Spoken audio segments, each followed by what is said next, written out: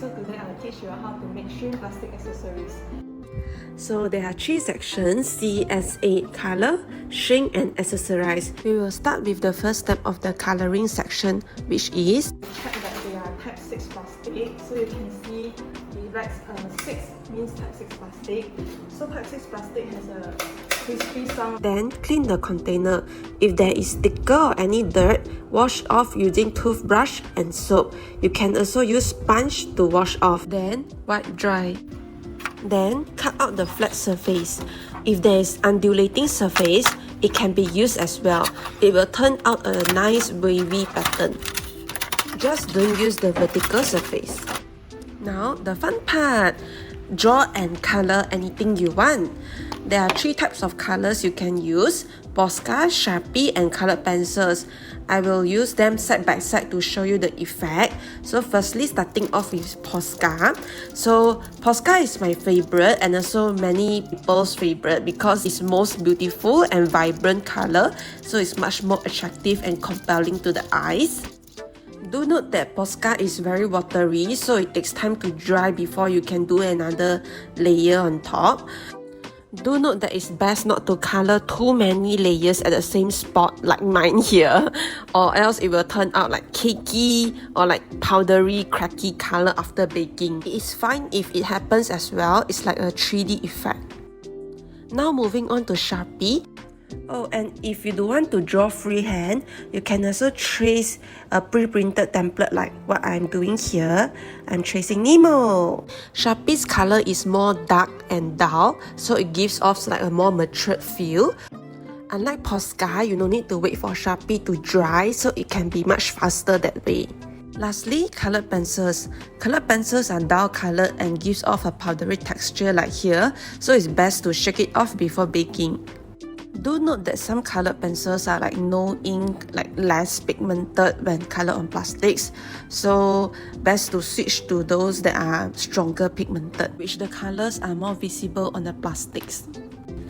Okay, now that we are done with coloring, we move on to S, shrink.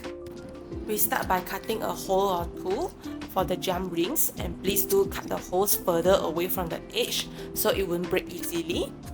Be extra careful when using blades and scissors, okay? Then cut away any sharp edges because it will be even sharper after it shrinks. Or you can also cut into your desired shape. Okay, so preheat the oven for 5 to 10 minutes following this setting with the Teflon paper in it. Okay, now it's time to shrink, and before we do shrinking in the oven, remember to wear gas masks because they will release toxic fumes. And do wear heat resistant gloves as well. Then put the plastic in, the colored side facing upwards, if not the color will bleed onto the Teflon paper. And it takes few minutes to fully shrink. When it's shrinking, it will crumple up like this, but do not worry, this is a normal process. And later it will flatten by itself when it gets heated up more and more. Or if in the end it is still a bit curvy, you can use a spatula to flatten it, or you can just leave it a bit curvy, it gives like a 3D texture. However, if your shrink plastic crumples up too much that it sticks together, do not worry also. Just reheat it with 250 degrees Celsius until it softens, and then use pliers to open it up bit by bit. Keep repeating this process, reheat, open, it will open up. Okay, so now we are done with shrinking, we move on to accessorizing. We can touch up the colors if needed, and then we seal the shrink plastic with clear nail polish to protect the colors. Now we have fun and accessorize. You can add anything you want, the jump rings, the chains, the plastic beads, and you can make anything you want from keychains to bracelets, earrings, necklace. Just have fun. Ta-da! This is the final look that we have made together. Great job, guys! Here are some other beautiful stuff that you can make. And now that you have learned it, go, your time to do. And for further information, do check on the notes in the R&D reports. Okay, thank you, bye. Have fun.